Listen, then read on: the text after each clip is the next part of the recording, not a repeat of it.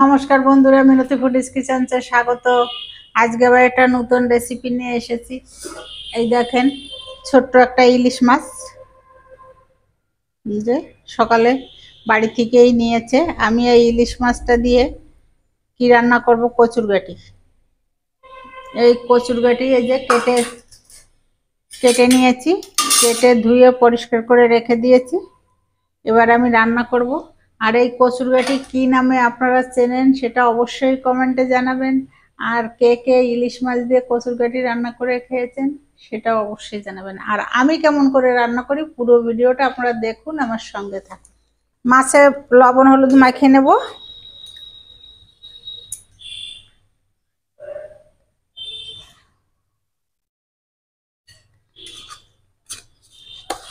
ভালো করে মাছে নুন হলুদ মেখে নিলাম।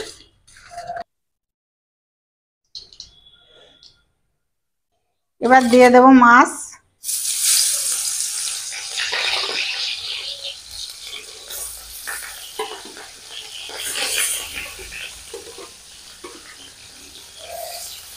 ভাজা হয়ে গেছে, তুলে নেব। মাছটা একটু বেশি ভাজা দিয়েছি আমি, কচুরগাটির মধ্যে দেবো দেখে লাল লাল করে ভেজে নিয়েছি।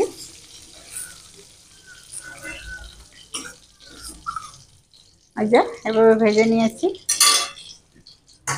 এবার এই যে তেল আছে, এই তেলের মধ্যে দেব এই কেটে রাখা কচুরগাটি। এই কচুরগাটিগুলো সাদা কচুরগাটি।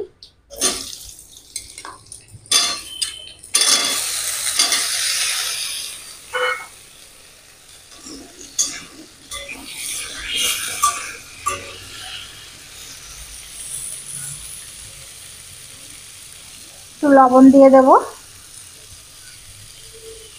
একটু হলুদ দেব, ভাজা হলে ভালো লাগবে দেখতে। এই দেখেন বন্ধুরা, কত সুন্দর করে কচুরগাটিটা ভেজে নিয়েছি লাল লাল করে। আজকে কোনো সব মশলা ছাড়াই রান্না, শুধু কাঁচা লঙ্কা দিয়ে নুন হলুদ দিয়ে রান্নাটা হবে। দিয়ে দেবো পরিমাণ মতন জল, যাতে কচুরগাটিটা সেদ্ধ হবে। এভাবে জলটা দিয়ে দিলাম।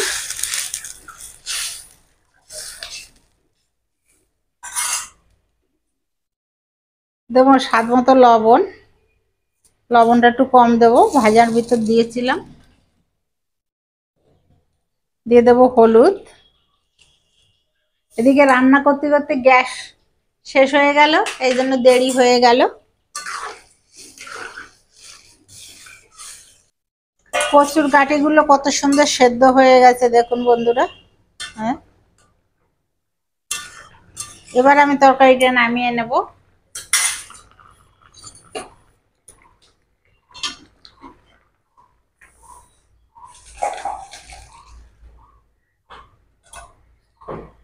আবারও কড়াইটা বসিয়ে দিলাম।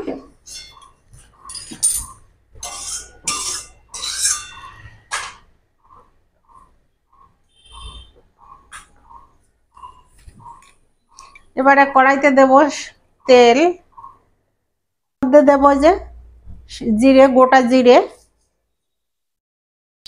এবারে আমি ওর মধ্যে দিয়ে দেব এই সেই ভাজা মাছ।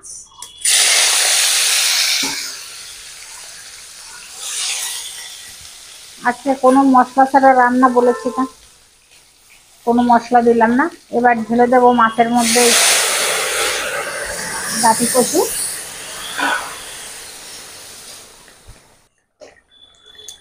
ইলিশ মাছ দিয়ে যে কচুরগাটি রান্না করলাম, এই আমার হয়ে গেল। নামিয়ে এই একটু পাতলা ঝোল রাখবো, নামিয়ে নেব। গ্যাসটা অফ করে দিলাম। কত সুন্দর লাগছে দেখছেন। আমার মতন এইভাবে মশলা ছাড়া রান্না করে খেয়ে দেখবেন, খুবই ভালো লাগে। আর ইলিশ মাছে মশলা না দিলে আরো বেশি টেস্টি হয়।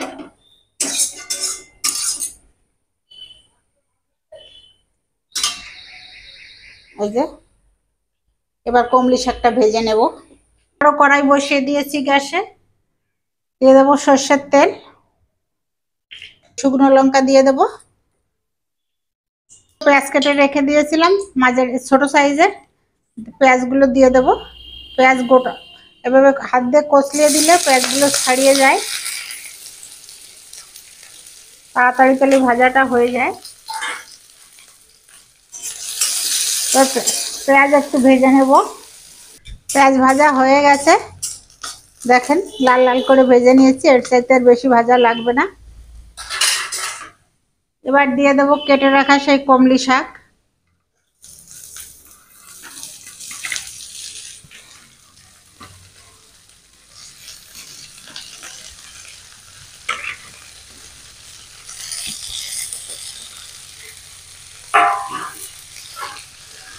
নেড়ে চেড়ে নিই।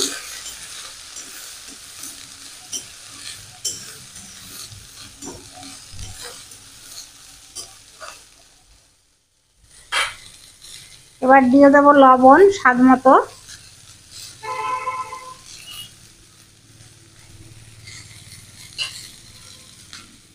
দিয়ে দেবো হলুদ,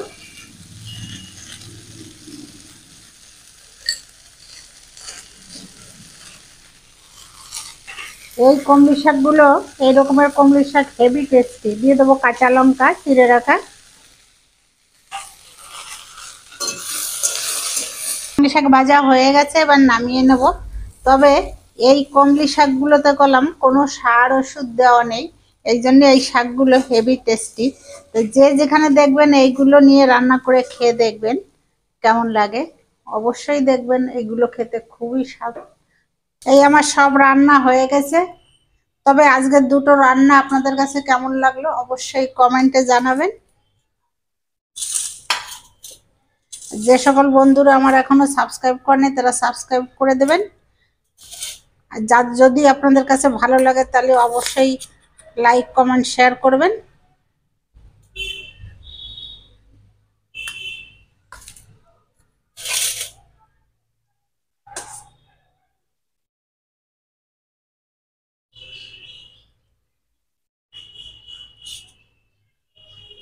আমার কাছে তো আজকে দুই একটা রান্না আমার প্রিয়, আপনাদের কাছে কেমন লাগে কমেন্ট করে জানাবেন।